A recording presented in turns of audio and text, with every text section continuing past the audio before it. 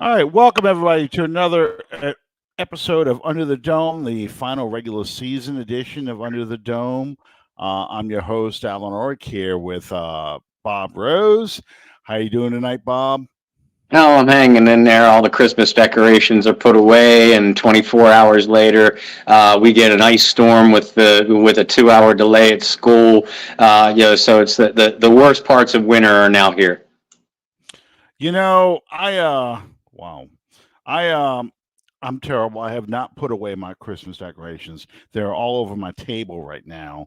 I'm too lazy to go climb up in the attic and go pull that crap down again and put it all away. And I'm debating whether or not I should convert my Christmas tree to a Mardi Gras tree, but I don't have the Mardi Gras decorations to do it. So it's just one of those things, it's so much effort to take all this crap down. I don't feel like Yeah. putting it all away. It takes me about a day. It takes me a whole weekend to do it. And of course, Sunday, I'm watching the Saints game much more intently than I planned on. And then I'm watching the afternoon games a lot more intently than I ever planned on. So, can I just say that the Bears suck? Yep. That the Packers were trying to give that game away. They were like, please take this from us. And they didn't. But on the other hand, to watch the way the Cardinals lost that game, that really would have sucked. Can you imagine that, the Bears beat the Packers? Now you're excited because I'm watching NFL Red Zone. Now you're excited. And I'm watching Seattle and Arizona. And Arizona is doing everything they can to beat Seattle. And they let Seattle, of course, take the lead because they're the better team. They get in position, kick a field goal. And I'm like, oh, yeah, this guy's going to hit this one. 51-yarder, misses it badly. That would have been shades of 2004 when Doug Bryan misses, missed his kick for the Jets against the Rams. You beat the Rams in 2004. That team at 8-8 goes to the playoffs. So yeah, it was frustrating. But I mean, once the Packers won, then I was like, whatever. Then whatever. Yeah. I was more disappointed that the Panthers couldn't score a friggin' touchdown. I know they're bad, but man, score one touchdown that game is totally different because the Bucks were just as bad as the Bears. It was, yeah. Yeah, we were just talking about that right before we went on the air. There's nothing to talk about. It's going to be a quiet show. Saints just blow out the Falcons. Nothing happened, No, nothing's ever easy with this team. Before we get into the final minutes of that game, what was your feeling watching this Saints-Falcons game? Honestly, the phrase "it's about effing time" kept ricocheting through my brain. This was first of all, let's not kid ourselves, folks. The Atlanta Falcons are a bad football team. Not nearly enough talent on either side of the ball, and one of the most poorly coached teams in the NFL, in recent NFL memory, as a matter of fact. But the Saints, unlike most of the last 2-3 years, the Saints went out and did their job. When you're playing in an inferior opponent, especially at home in a must-win situation, you're supposed to stomp them out quickly. Outside of the Falcons' first 2 drives, that's exactly what the Saints did. Even without Alvin Kamara, even without Michael Thomas, even down to their third-string right tackle, and then when Pete went out for a little bit, their third-string left tackle, they snuffed out the Falcons in resounding fashion. And when you couple that with the way that they beat up on the Tampa Bay Buccaneers last week, and winning 4 of their last 5 games with the exception of that sleepwalk against the Rams, it's just it's a shame that it did come too little too late, and it makes you, on the surface, that makes you, might make you excited for the 2024 season, until reality hits you, not only in thought process, but literally reality slaps you across the face. Hmm. Yeah, one of the things that I'm gonna talk about some of the good stuff, the good players and stuff in the game. When the Saints kind of blew those two first coverages to let the Falcons score 14 easy points, I'm like, oh shit, this is gonna be a shootout, and this is not the kind of game that this team can win. Because they don't win shootouts anymore. The defense cracked down. They got the coverages straight, and they pretty much just choked the life out of the Falcons, which is what they're supposed to do to a bad team Mm-hmm. that is poorly coached like that. I was very happy to see that. What I was not happy with was the defense. The defense making those kind of mistakes early in a game, and it was like, here we go again. It's every time we wait an entire. They waited a whole quarter this time, but usually they wait an entire half before they figure it out and figure out what teams like to do. Yep. But on the other hand, what made me extremely happy was Kendre Miller. In fact, at some points in the game, I'm like going, do not give the ball to Jamal Williams ever again. Yeah. Because Kendre Miller, there was a play where he was tackled or could have been tackled behind the line of scrimmage, and he twisted and leapt forward and got back to the line of scrimmage. So now it's 2nd and 10 instead of 2nd and 14. And I'm like, that's what's been missing this entire season. That's the kind of play I wanted to see. There was a couple times when the defense crashed down and he got skinny and small and squirted out of the hole. Kamara has done that, but we weren't getting that consistently out of them. Oh, that was an incredible catch by Olave too. That was like this the Olave I thought we were getting. Same kind of thing. But I was like, just keep feeding Kendre Miller the ball, because Miller was having a hell of a game. That, especially with all the Tajay Spears talk, that's a great run by him there. I was so happy to see him do these things, because that's what needed to have happened. That's the kind of stuff we needed to see. And it was unfortunate because of hamstring, ankle, foot injuries. We didn't get that kind of play. So that made me extremely happy. A.T. Perry catching those 2 touchdown passes. Great stuff, because that's what he needed to do. You saw a lot of those young players from this draft class step up, and have an impact in this game. And that made me extremely happy. And then it all gets flushed down the toilet with one stupid thing at the end of the game. When the Saints scored that final touchdown for Jamal Williams, what was your first thought when they did that? I was thrilled because, like most Saints fans, I despise the Atlanta Falcons. Unlike most Saints fans, they aren't number one on my most hated list, but they're in the top 3, and you can clump all of them together. And that made me, like you, I've been watching Saints football a long, long time, and that made me immediately file that play under the just another thorn, in the side of one of these two teams in a hated rivalry. Shy Tuttle's stiff arm, O.C. Umenyiora taunting Jimmy Graham and Kenny Stills on that fumble return back in 2014. The Steve Bartkowski Hail Mary, the William Andrews monster game. I think it was in the early 80s or late 70s. And we can go 79. Okay. 79, Uh, and he had one in 82, 81 as well. But yeah. yeah.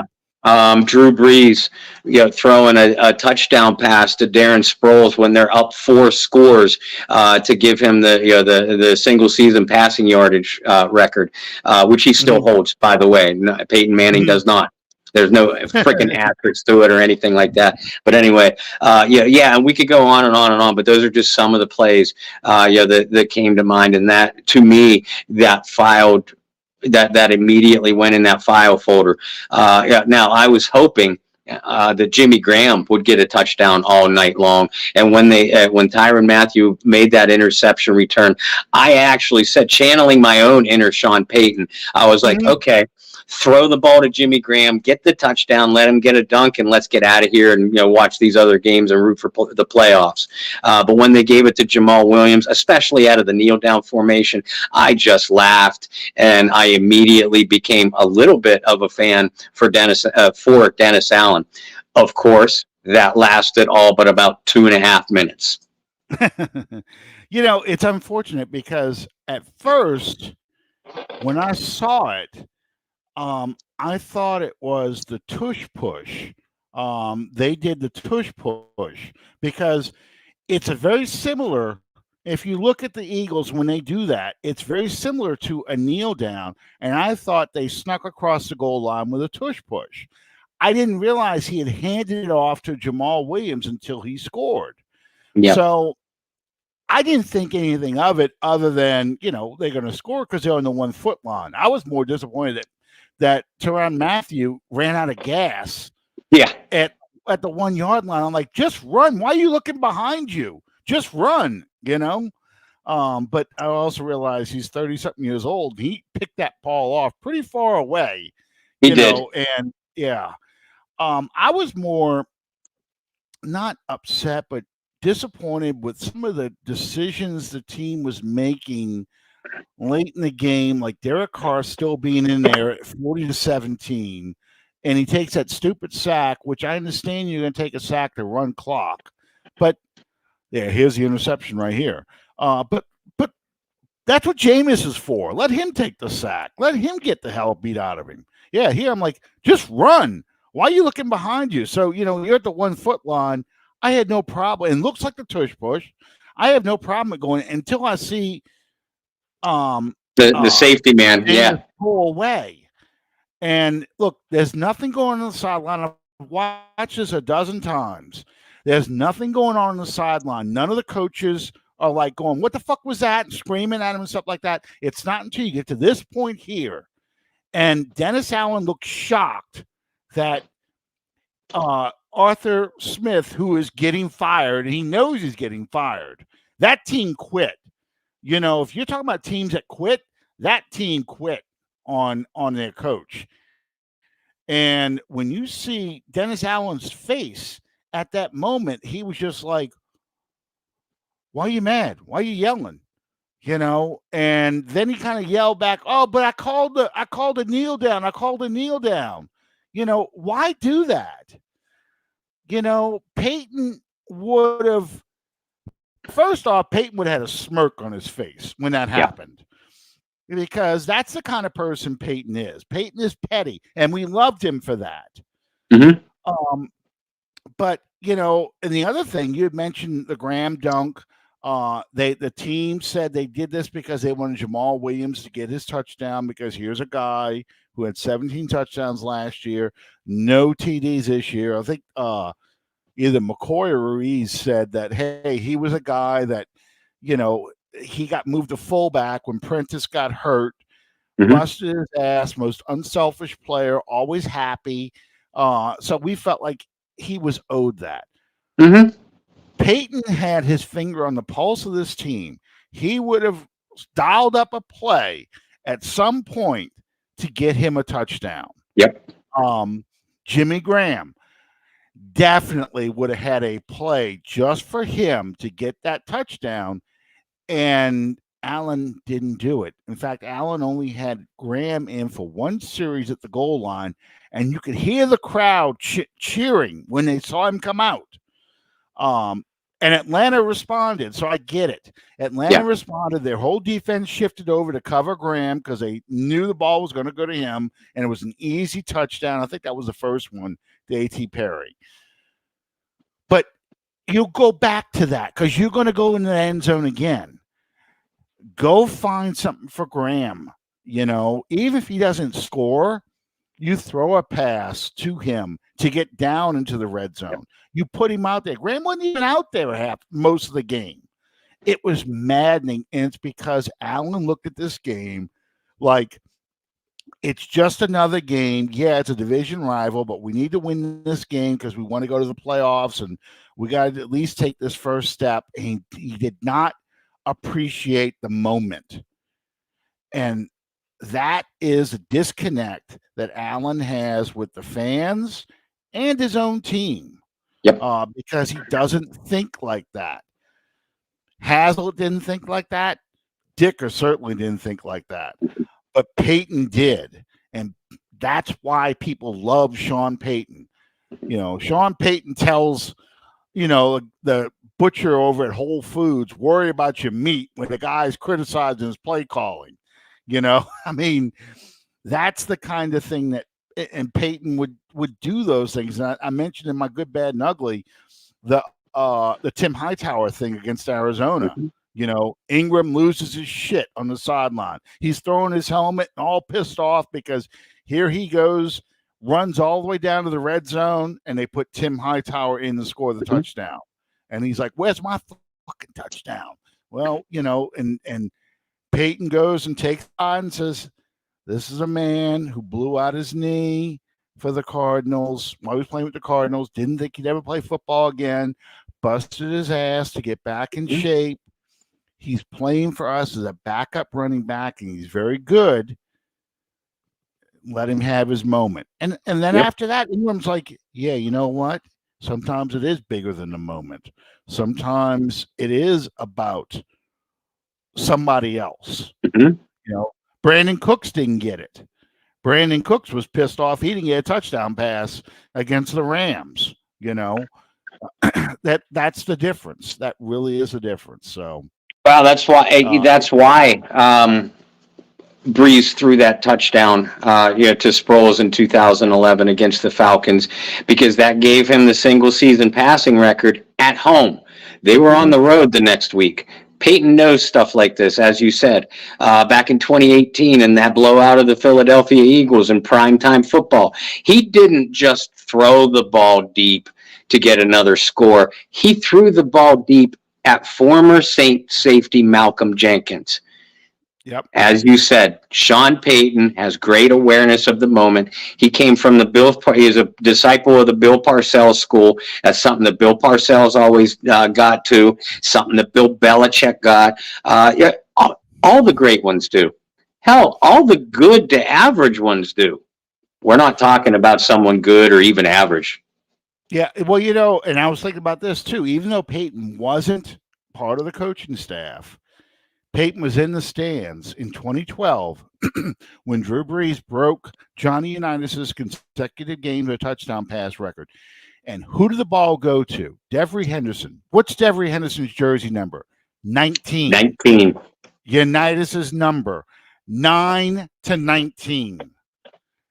He knew Joe Unitas was in the stands. John Unitas' son. John Unitas' son wrote the letter to Drew. Yeah. It was all symbolic. 9 to 19.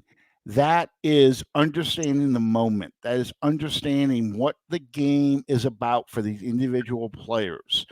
And Allen just didn't get that. And then he compounded it by apologizing and throwing his team under the bus. Who are you apologizing to? You're apologizing to a division rival. And any goodwill you had built up with your biggest detractors was pissed away with that apology. You don't apologize. You come up with some bullshit thing like, sometimes players wanted that score. They wanted it for Jamal. You don't run out the victory formation. I'm not holding the players unaccountable for this. The players shouldn't have done this out of the victory formation. Right. He should have audibled and gotten to a power I or some kind of formation to run the football. But you don't you don't apologize and you don't show your weakness like, well, the team wanted to do it, because now you are like an ineffectual leader that they're going to do whatever the hell they want to do, and sometimes they're going to listen to you, sometimes they're not. Not only an ineffective leader that's completely lost faith with the players, but one without a backbone. Yeah. And that was my thought too. I'm like, if you're the players watching this, how are you going to feel? I mean, forget throwing the players under the bus in the press conference. How are you going to feel when you see Dennis Allen cowering like a freshman, a high school freshman being surrounded by seniors in the locker room when Arthur Smith gets in his face?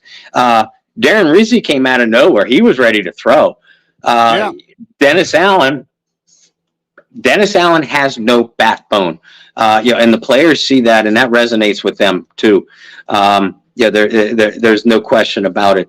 And listen, even if the situation happened the way it apparently did, where Da wanted the kneel down, wanted the victory formation, the players did what they did once they got out onto the field.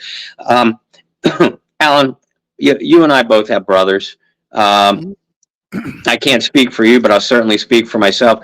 I didn't like my brothers all the time, but even if I disagreed with them in the moment, if someone else starts to beat up on my brother or starts to corner my brother, that's family. You don't do that. Yeah. You don't do that. Clearly, Dennis Allen doesn't feel the same way, and I think that's grotesque. I couldn't play. I not only wouldn't play for the man, I couldn't play for the man. Now, that's not to say that the players are going to dog it on the field with him next year, but in crucial moments when you have to dig deep down, for your teammates, for your fellow warriors, the coaches should be among those fellow warriors, and that's just not the case. Listen, if Dennis Allen legitimately felt bad about making the Falcons look bad, I don't agree with that, but if that's your mindset, then you still don't throw your team out. You don't have to throw your team under the bus. You can call Arthur Smith later in private instead of looking like a spineless coward who is willing to throw everybody else under the bus to avoid accountability for your own in public. It was just, there wasn't a worse possible way to handle that scenario than the way Dennis Allen did. Yeah, exactly. It's Jim Mora talked about this one time. He'd rather be respected than liked. Yeah. Allen is the opposite. Allen would rather be liked than respected. He wants people to like him. And that's tough to be a leader and be liked.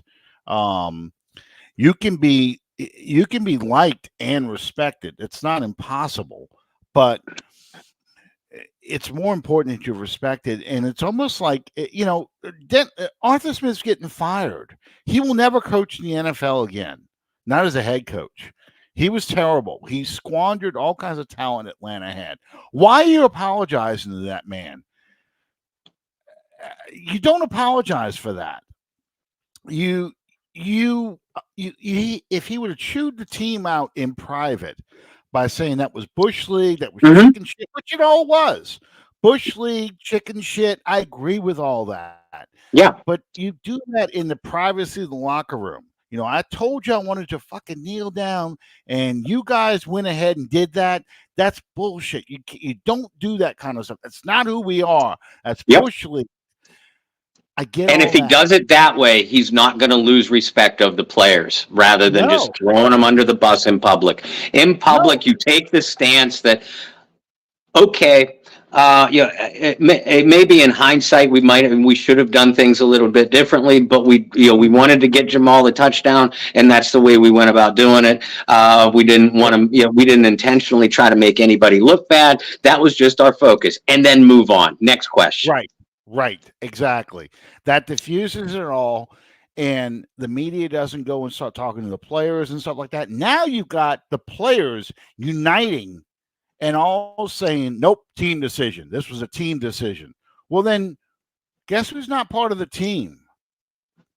Your head coach is not part of this team. This is a team decision. That made it 100 times worse. That makes him look weak and spineless. That's hard to come back from. And unfortunately, this is Allen's first ever winning season as a head coach. He improved 2 games from last year. He went, instead of going 7-10, he's 9-8. And I know people are like, yeah, but it was an easy schedule. Yeah, whatever. I don't care. It is what it is. Right. You play who's on your schedule. Next year, I'm hearing about how tough the schedule is. Who knows what the hell happens next year? Next year, Patrick Mahomes would blow his knee out in preseason, and suddenly that game's easy. Because I was told that the Texans should have been an easy game, and the Giants game was a hard game looking at the beginning of the season. It was just the opposite, So I don't want to hear shit about that, because you don't know how easy or hard a schedule is until you're actually playing it. Exactly. And it's never about who you play, it's when you play them. Exactly. And injuries affect everybody. People have bad games. The 2011 team, which is the most talented Saints team ever, lost to the 0-8 Rams. So, I mean, I don't care. The Eagles look like a garbage team coming in the playoffs. They may turn it on in the playoffs. I don't know. But they got blown out by the Giants. And that's a defending NFC Championship team. So the Cowboys are now, we got to live through this hell that the Cowboys won a division, and God help us if they win a playoff game. Yeah. I mean, so it's just, I don't want to hear. Oh, so I put this clip in here. I mentioned that to someone the other day, and they reacted to me like I had 3 heads. Yeah, I put this clip in here because look what Pisarcik does here. Well, that's the actual fumble. I thought it was the whole play. All right, so in this game, this is the Miracle in the Meadowlands, Herman Edwards. We're going to go back and talk a little bit about this play, and I'll also throw in right behind this Marino's fake spike and about sportsmanship. Okay, so in the 70s, this is 1978. In the 70s, you didn't have a victory formation. You didn't kneel down. What generally happened was quarterbacks would drop back and then get in the fetal position, and they're supposed to get touched down by the defense. Well, the Eagles were pissed off. So the Eagles came out and really shoved Pisarcik pretty hard. That was a Giants quarterback back then. And the offensive coordinator for the Giants was pissed off about that. He didn't like that. He was too rough with my quarterback. So you know what I'm going to do? I'm going to run a play.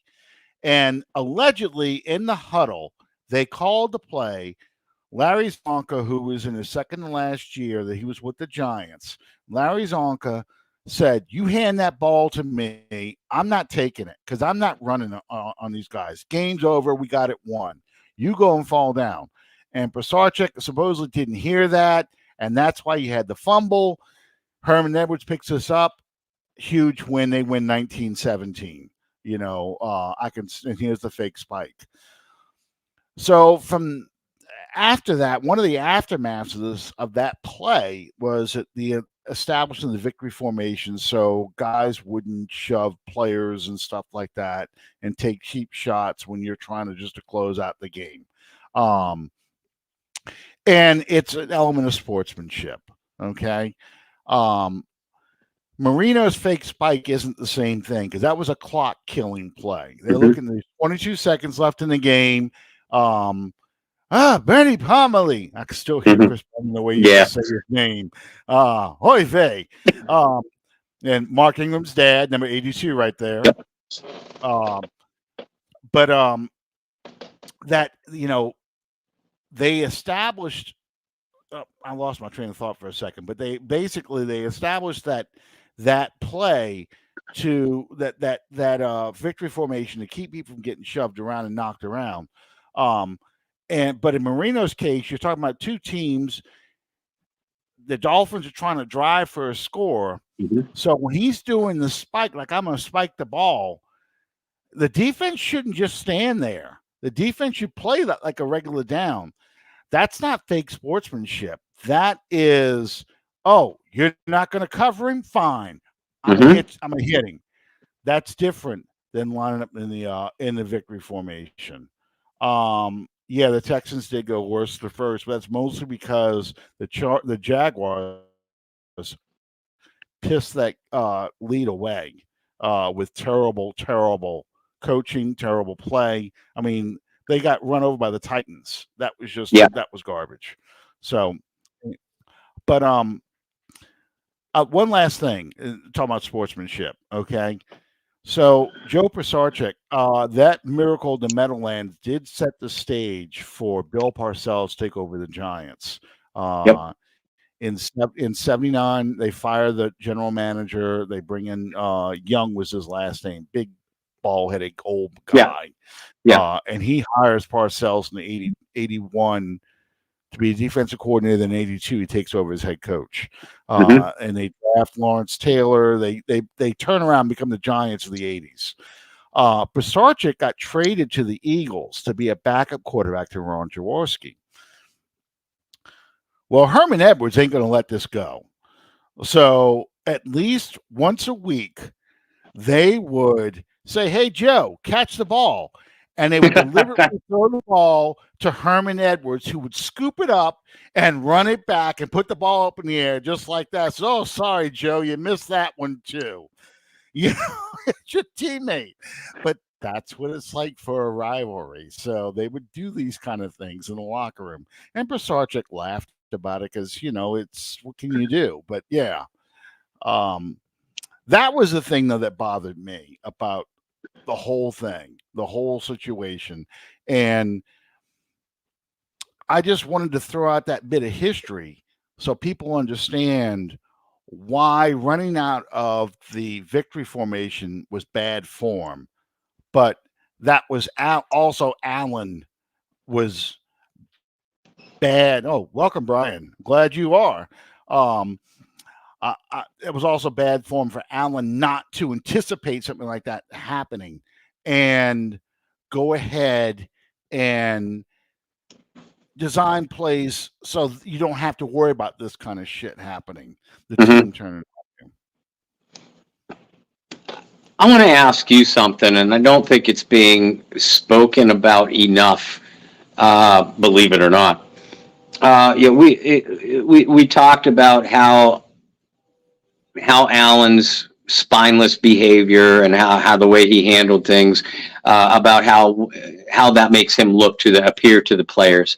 Um, you and I felt like Dennis Allen would probably be retained for a third season. Especially after they beat the Panthers and then the Giants, and I think both of us knew that it was about 99% clinched after they beat the Buccaneers.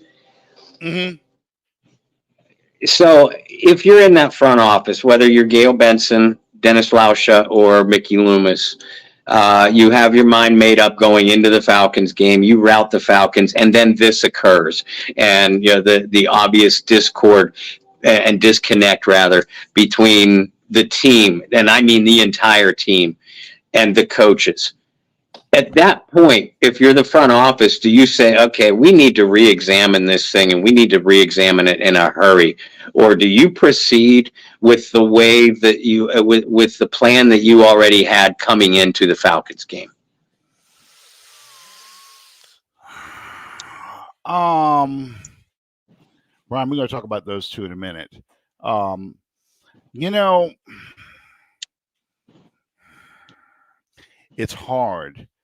because you're going to have to make a decision if you let Allen go, who you going to go after. And I know Mhm. as fans are screaming, Eric Bieniemy, Brian Johnson, you Right. just all the coaches that get thrown out there. Jim Harbaugh, you know,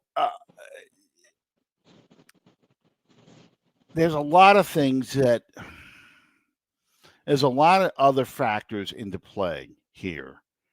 Okay, you've got a team that only has two high picks. It will picks in the top 100.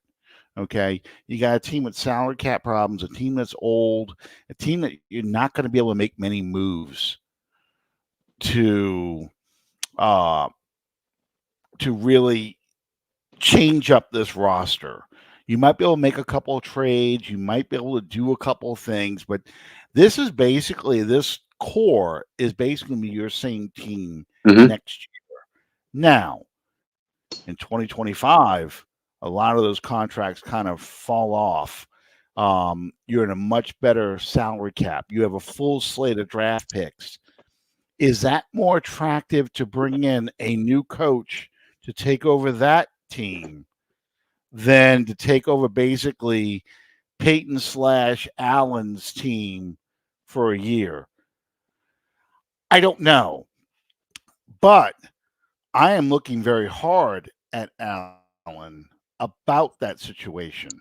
Um, I I don't agree with, as we've talked about. I don't agree with the way he handled any of this, and it's a shame because he turned this team around in December. The Rams game aside, you look at the games that were played against the Giants, against the Bucks, against the Falcons.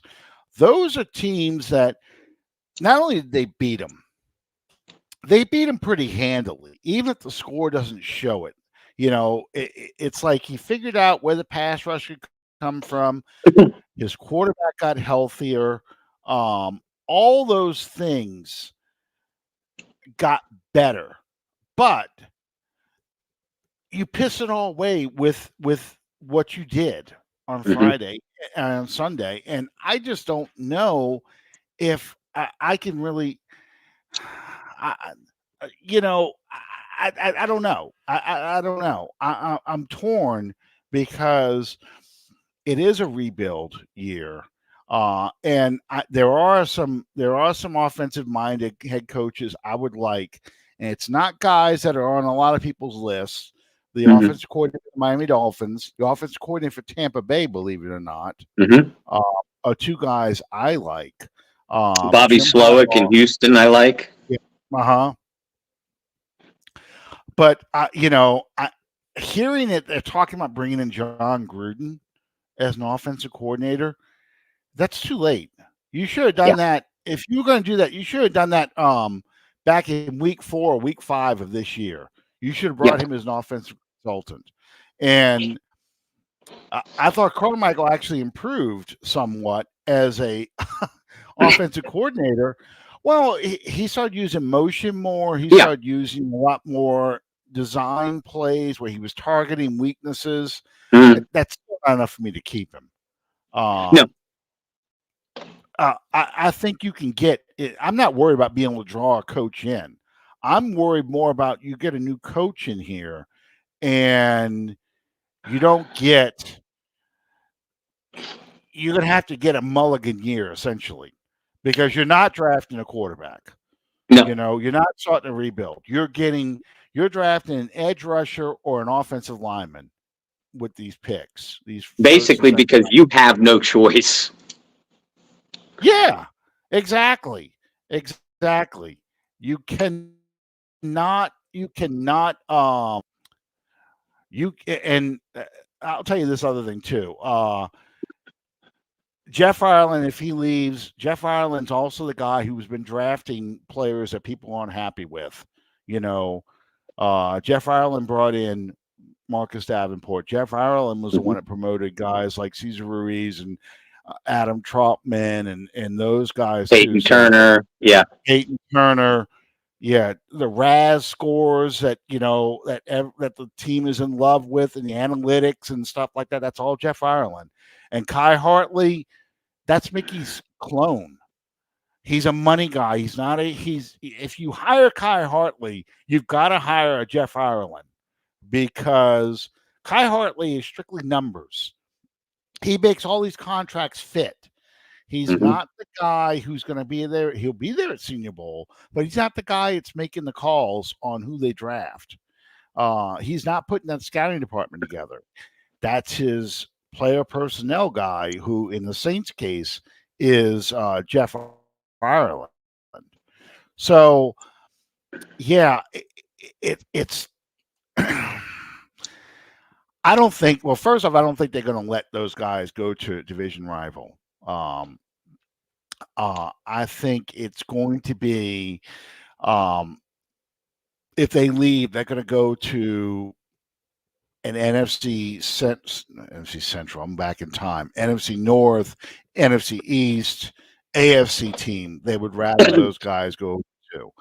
They've been promoting Kai Hartley now for 3 years, just like they promoted Terry Fontenot, became GM of the Hmm. Falcons.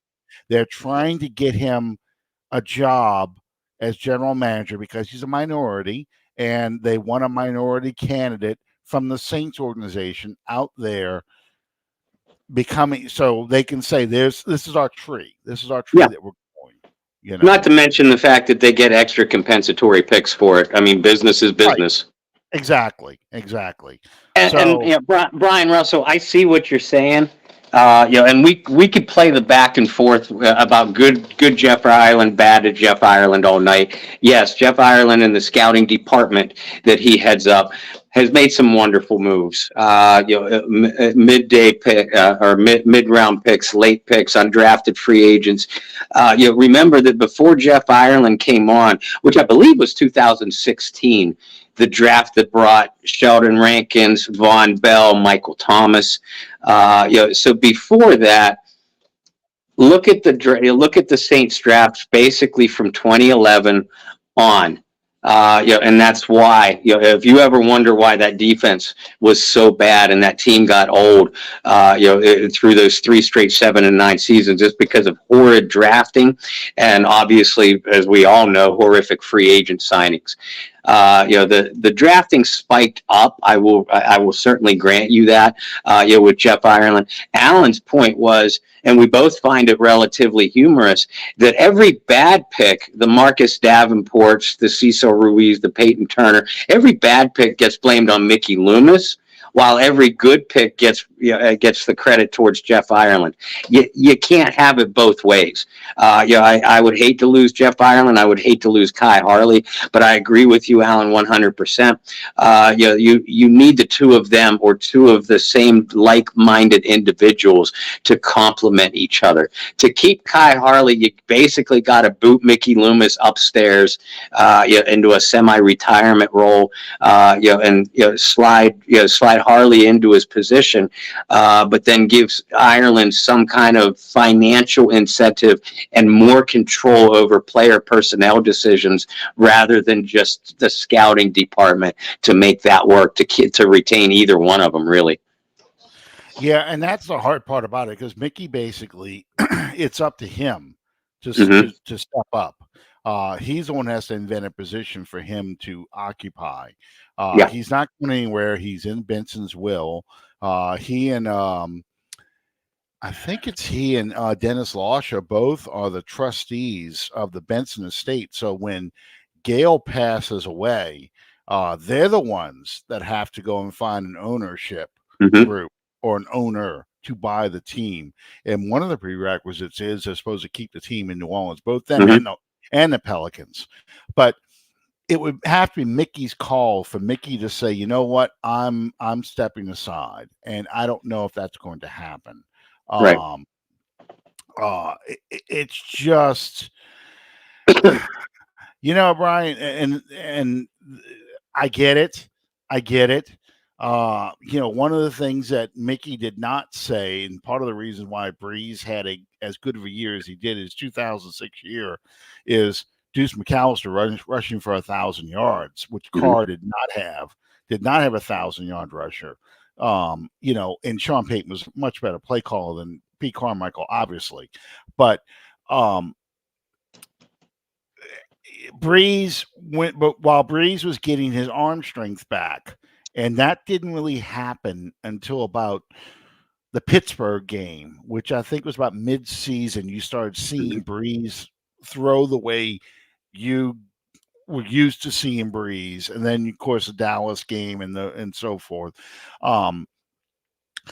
He had Deuce to lean on. That Eagles game early in the season, that was all Deuce McAllister. You watch the highlights or the recaps of those games, it's a lot of Deuce. And the playoff game, it's more Deuce than it is Breeze. But that being said, you never compare anybody to Breeze because you can't. It's not right. It's not fair. Breeze is coming off of major shoulder surgery, which he couldn't even lift his jersey on signing day. He only got clearance to start throwing a football about 2 weeks before camp started. I mean, it's just, it's not even a comparable thing. It's not. But I get why Loomis said it, and Loomis is going to defend. He defended Jim Haslett all the way to the day he fired him. So I just, when they start saying that kind of stuff, for me, it's in one ear and out the other. I'm not listening to that because that's coach speak. That's like when the owners gives a coach his vote of confidence.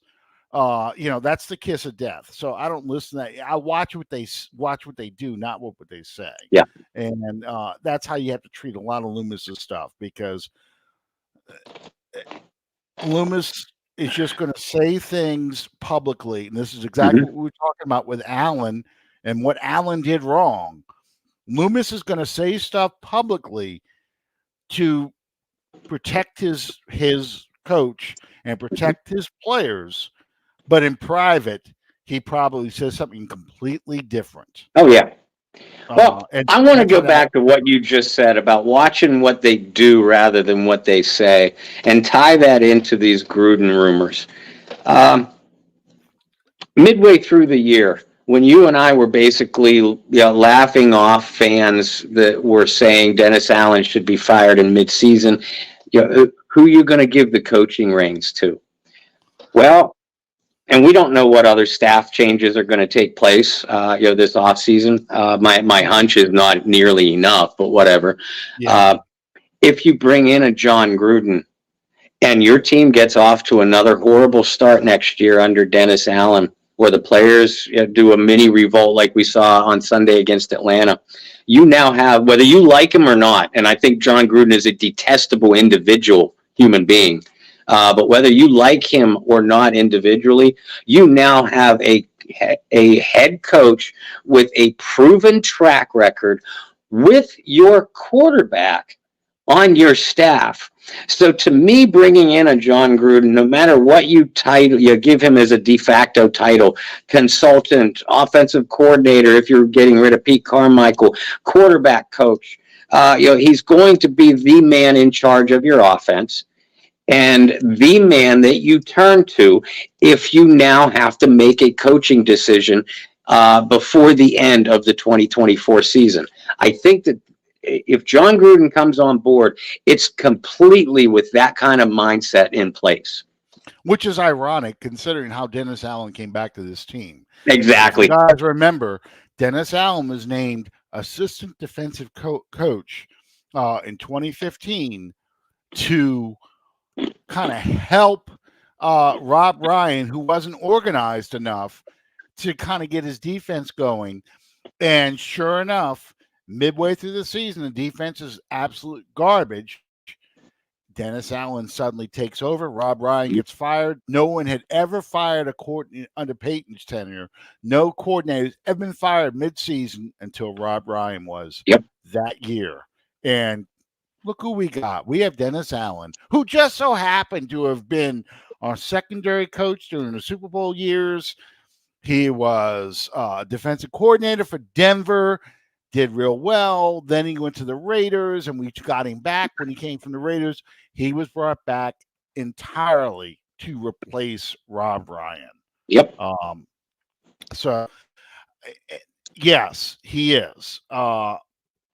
Yeah, that's exactly what I'm saying, Brian. Yeah, he is. If you brought Gruden in, but I don't buy that right now. I really don't buy that because to me, you had the option earlier to do that. You did.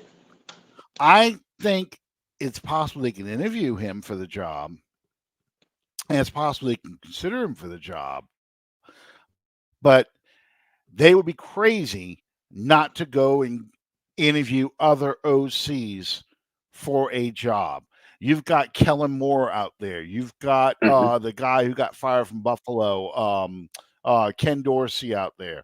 You've got other people that you could possibly interview to bring in to compete against a Gruden.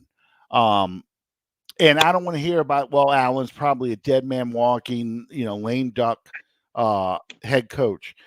If you're an offensive coordinator, you want an opportunity. This team has weapons.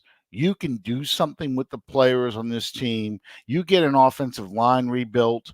You suddenly will look very good, very appealing to a lot of teams as a future offensive coordinator, or although poor Matt Ryan.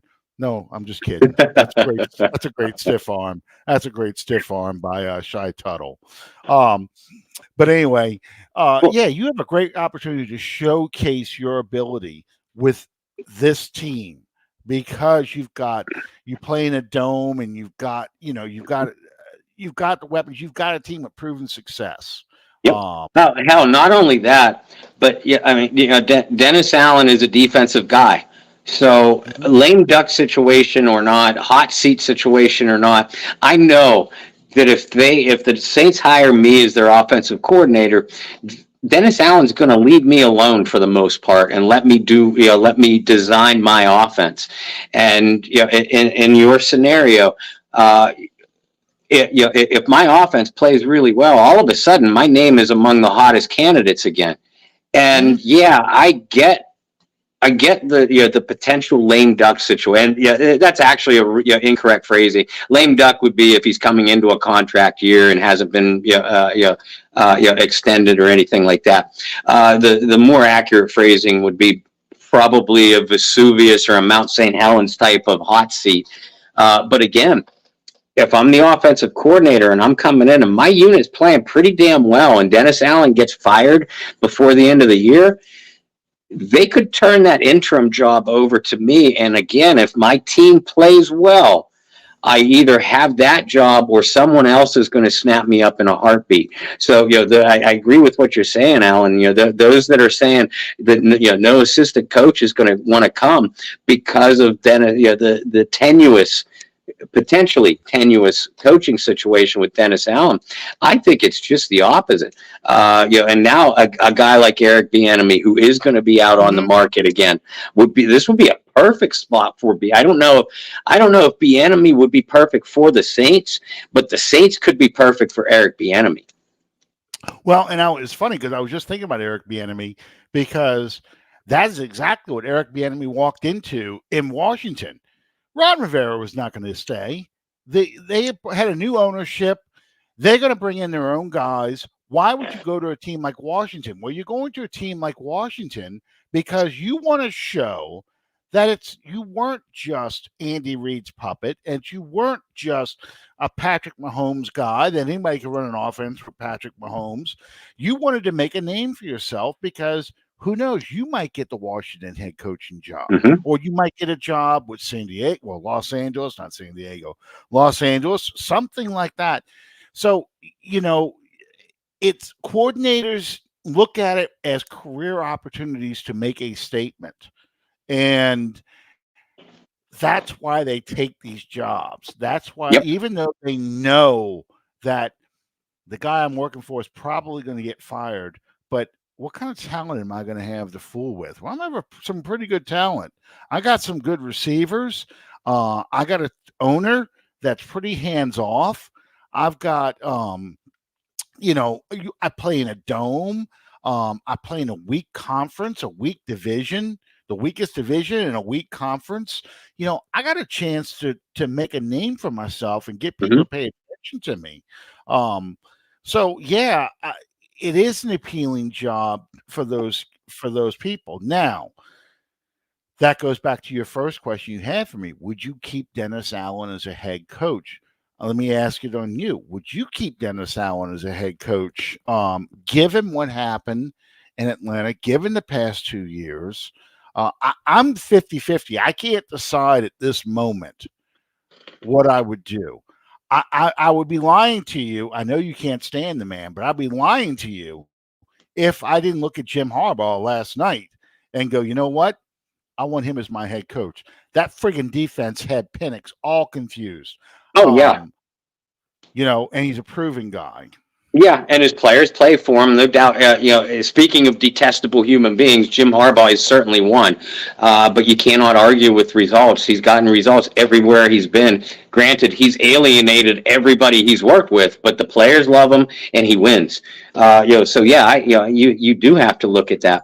But to answer your question about Dennis Allen, would I want to keep him after this situation? If I was the Saints front office, no. I would not, and I would be mentally prepared to move on. But the problem is, if I weren't starting to prepare myself to move on at mid-season or 2/3 of the way through, then I haven't done enough due diligence on the other potential coaches out there. The backdoor conversations that aren't supposed to take place but do.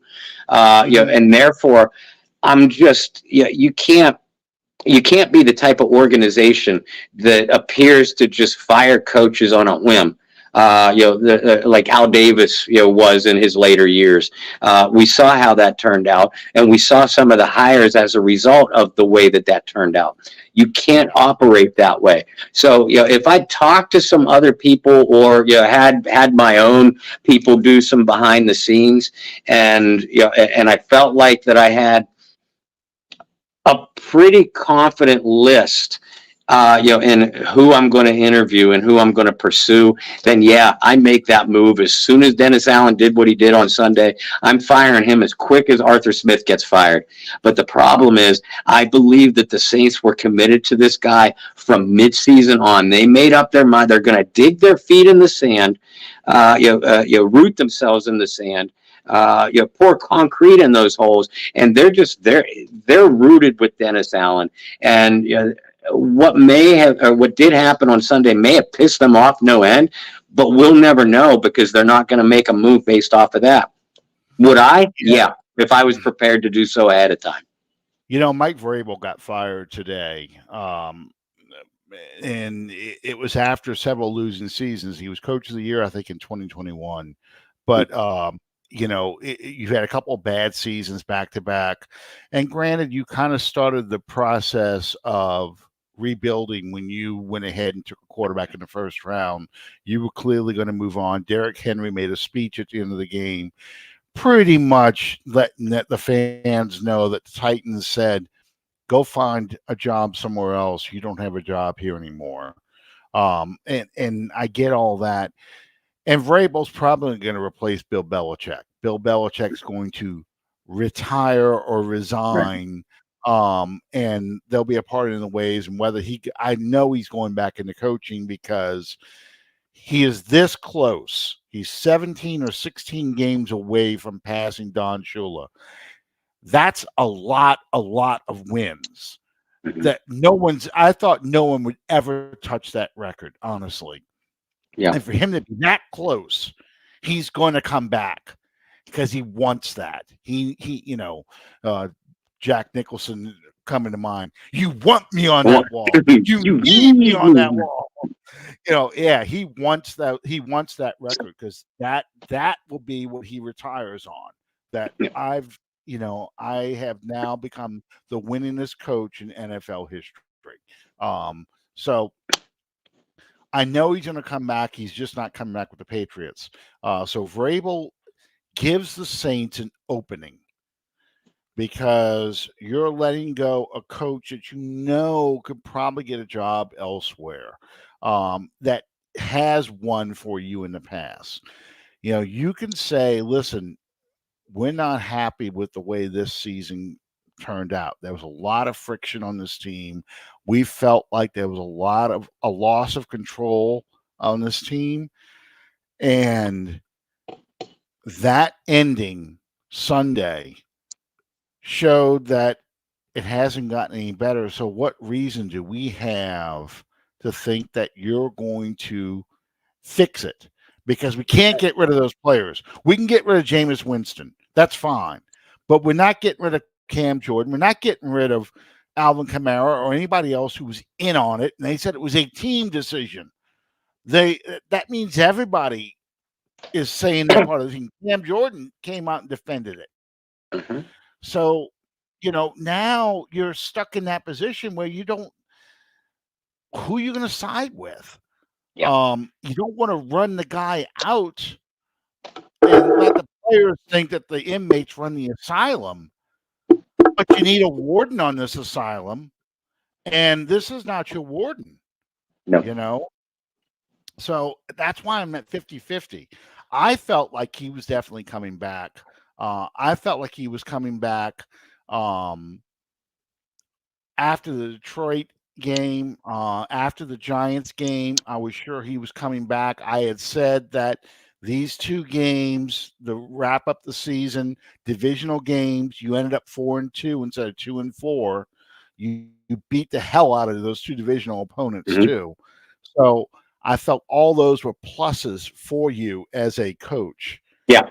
But the biggest negative is you let the inmates take over, and you showed very little control over that. And that's a failure of leadership. So that if I'm Loomis, I'm looking at that really hard going, is this guy a leader?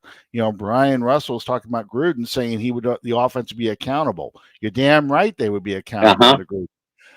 And that's missing from this team because there was so many times in this game or this season that players should have been held accountable, but they were not until it was too late, and I felt like the players are the ones that had to kind of hold themselves accountable. They talked about, I think it was on Twitter, it was Jeff Nowak who said that Jeff Novak, somebody different. Jeff Nowak said that before the Ruiz shouting match with Carr, this is what Carr's record was. After that shouting incident, this is how much better Carr was. And I know it has a lot more to do with his health and everything else, but it was like it took the players to kind of get things straight instead of the coaches trying to get things straight. And that's a problem. That's as if I'm Loomis, I'm looking at this hard going, this ain't going to change. It's going to get worse next year. And I'm trying to get young players. I'm trying to keep this winning culture. I'm definitely going through my backdoor channels, and I'm going to start talking to some coaches just to gauge interest in this job and see, because you need a plan. You can't just fire Allen and then go, then what? What am I doing now? You got to have a plan. Son, the Russians don't take a dump without a plan. Quote from October. But that's exactly it. You got to have a plan for what you're going to do. They've got a plan for the off season. These are the players they're going to sign. These are the players we're going to restructure. All those things are in the plan. They've had that plan in the works for months. Coaching search has not been in the plan yet. What's going to happen on that? I don't know. Yeah, and since it hasn't been in the plan, at least we're fairly certain it hasn't been. Then you can't make a move with Dennis Allen right now. You are stuck. And you stuck yourself. You super glued yourself. You stuck your own tongue to that frozen light pole. And you're stuck with it now. I at least I hope that I have little doubt that they're going to make maybe even wholesale changes along the offensive staff, and they need to. DA will probably hold a defensive assistant or two accountable too, as he did last year. Throw them under the bus, not hold them accountable. There's a difference with this team, as we're seeing. But this is a key off season for them. Because they look like they're spinning their wheels. Even and again, I wish we didn't have to talk like this or think like this, because they won 4 out of their last 5 games. And, I know they weren't against great opponents, but they dominated them. They look like the team that a lot of us predicted they would be from the beginning of the year. And, yet this still leaves such a foul taste in our mouths. You got it, Calvin. That is a huge complaint. It's a pattern of throwing people under the bus. Some of the people deserved it. I thought Olave deserved getting thrown under the bus for half-assing routes. I didn't care, because Peyton used to throw players under the bus. In the famous, I've seen enough when it came to Charles Brown. Yeah. When he replaced Teron Armstead, Charles Brown with Teron Armstead. The I've seen enough moment. But Allen didn't throw everyone under the bus. He would only throw certain people under the bus. And there were times I would have gone after Carr, said, look, I don't need my quarterback out there gesturing and doing all these histrionics out there about running the wrong route. You can go to the sideline, y'all sit and look at the tablet, and y'all can have the shouting match. Peyton used to shout at his teammates too. Not Sean Payton, but Peyton Manning. He and Jeff Saturday had it going at each other. That happens on the sideline. 2 ultra competitive guys. This is the kind of shit that happens. But Allen needs to hold everyone accountable. That was the secret Peyton had over the team. It doesn't matter who you are, you're going to face the wrath of Peyton. And you would watch players come off the sideline that screwed up, and there's the glare, and they go way over there and try to hide, and Peyton will go hunt them down to go chew their ass out. That's the difference between being a head coach and trying to be a player's coach. I think Pete resigns or retires. Yeah, retires. I predict Pete Carmichael is going to retire and then resurface on a certain man's coaching staff in Denver as a senior consultant or something like that.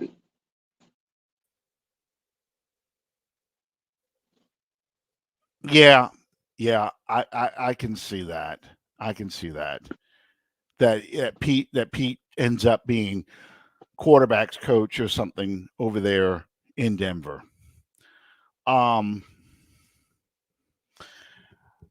Yeah, and I'm gonna get to your question in a second, John. But DA is neither. He's not a player's head coach or a player's coach. He really isn't. He is a coordinator who doesn't know how to be a CO. And that's what you are. You're a commanding officer. You're a chief executive officer. You delegate and you hold everyone accountable. You don't focus on one side of the ball. And it's not DA's not alone in that. Wade Phillips has that problem. In fact, my timeline popped up yesterday. There's a guy on Twitter I follow, Kevin Gallagher. If you like NFL history on Twitter, he's a great follow. That's all he does is put NFL history up. Well, yesterday was a Music City Miracle. It's been 24 years since the Music City Miracle. Wow. I know, I can't believe it either. Yeah, I know. I remember watching that live. But the reason why that play happens is because Dan Quinn's a DC too. I do not want any part of Dan Quinn. I don't give a damn what he's doing in Dallas. He's good what he's doing in Dallas. I do not want him as a head coach.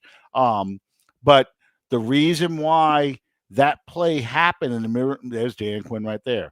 The reason why the Minnesota, that's Arthur Smith. That's Arthur Smith is a rookie. Never mind. I had Dan Quinn on the other one, the 2018 highlights.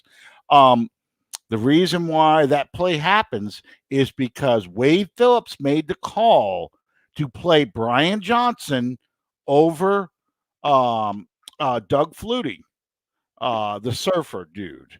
The Rob Johnson, And yeah, from Rob, USC. Rob Johnson from USC. Yeah, he's like a surfer guy. He He really did. did. Good looking guy, and I'm saying that as strictly heterosexual male, but he's a good looking guy, looks like a quarterback, but ain't a quarterback. He doesn't have it up here to be an NFL quarterback. So yeah, I'm if you play Flutie, the Titans are never in a position to have a Music City Miracle. And I still think that was a forward pass. It's not a lateral. It's just me. If Wycheck threw, not Wycheck, was it Wycheck that threw it or Wycheck caught it?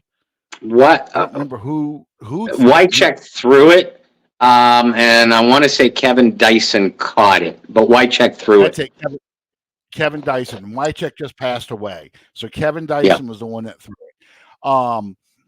Yeah, if he threw it from the 25.5-yard line, Dyson caught it at the 25.33-yard line. I mean, he's down here with the ball, and it's right there. And every time I looked at it, flat screen LED, it's easier to see now. But back then, I'm looking at a rounded screen. I'm going, yeah. Thank you, Brian. I thought so. I remember the play, and I know Wycheck was involved in it. But yeah, every time I look at it, I'm like, yeah, that's a lateral. No, there's no way they're running Pete back. It's not going to happen. There's no way Pete Carmichael comes back. There's just no way. He's a scapegoat. He is a scapegoat. He will be the sacrificial victim. But yeah, I wanted to talk about this real quick because I promised we would get into this anyway.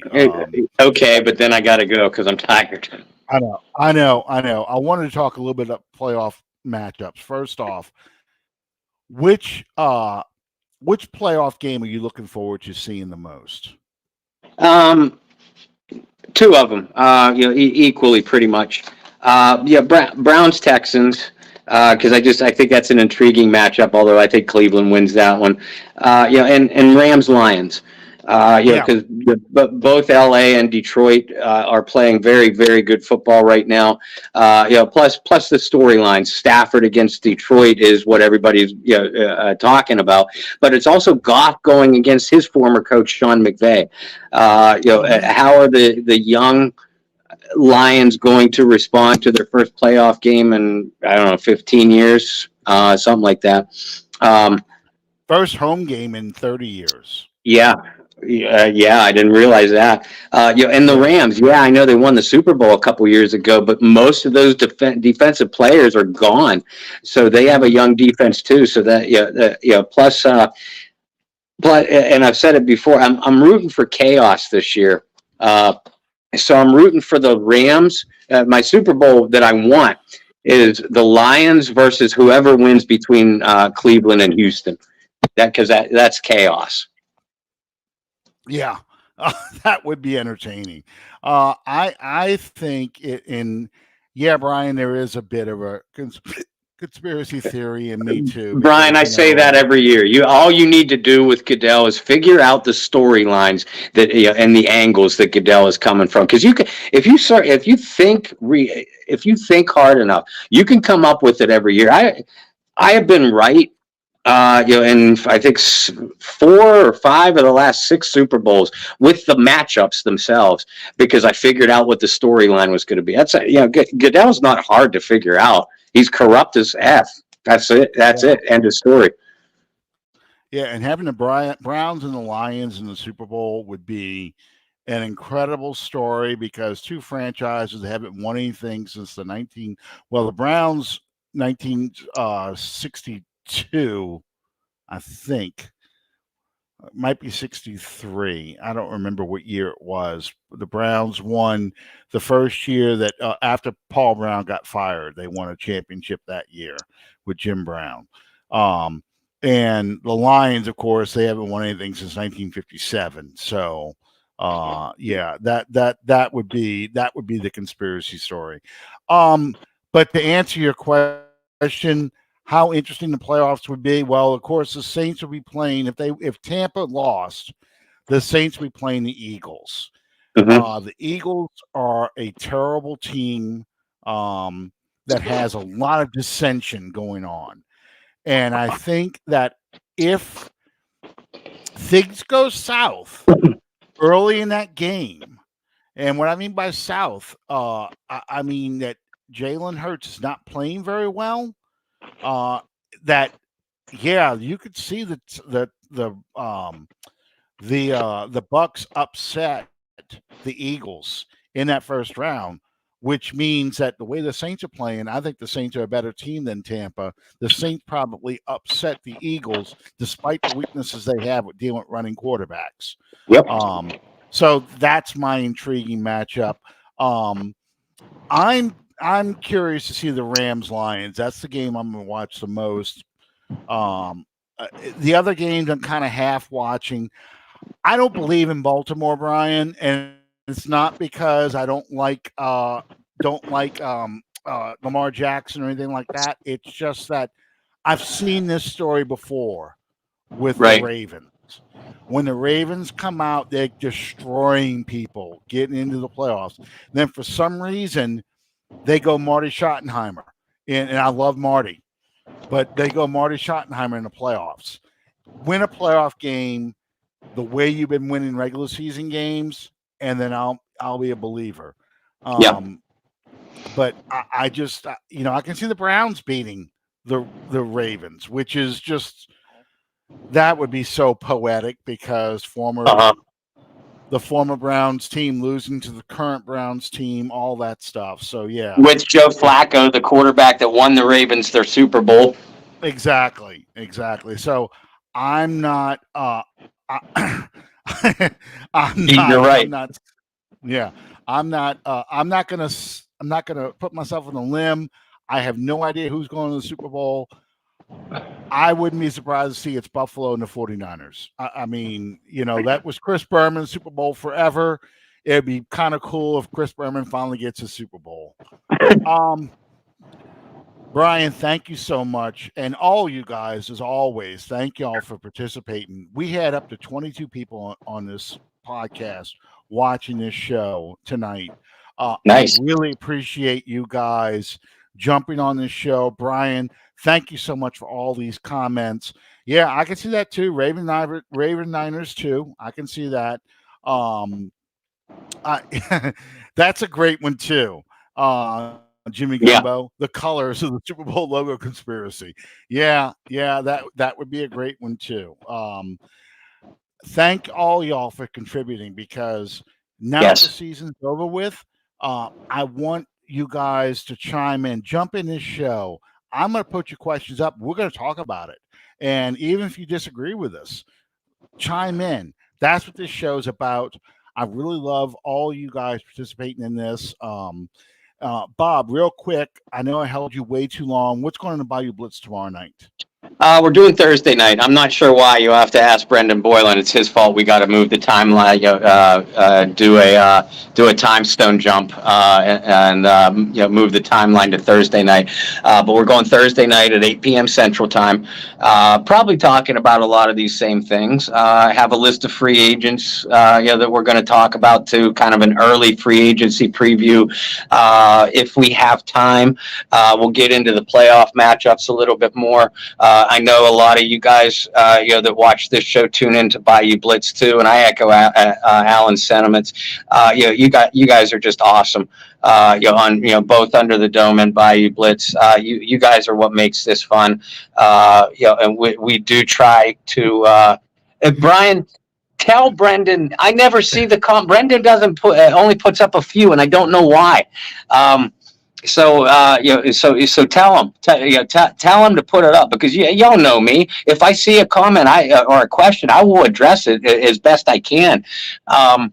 And Brendan does too. It's just I'm not sure why he doesn't put up the comments. So yeah, get on his butt. Make him work a little bit. I'm the writer of the two of us, so I'm the one that's exhausted coming into the show. Make Brendan work for that paycheck. Yes, absolutely, Brian. You're more than welcome to chime in. I want all you guys to chime in all the time because, man, you guys. Oh yeah. Come up with a new name for the Bayou Blitz. They're trying to figure out the name for their show. I kept suggesting Bob's Sleepy Hour, but they're not going for that one. But anyway, thank you guys for joining us tonight. Really, really appreciate you on the show. We'll talk about the playoffs next week. We'll talk about any more coaching moves, coaching rumors, and stuff like that. And we'll probably get into the free agency stuff too. But, there was a lot to talk about, a lot to unpack in this game. I'm kind of glad they weren't playing another game because we would have been out here for 2 hours and Bob. Yeah. So anyway, thank you guys, and we'll see you next time on Under the Dome. Good night.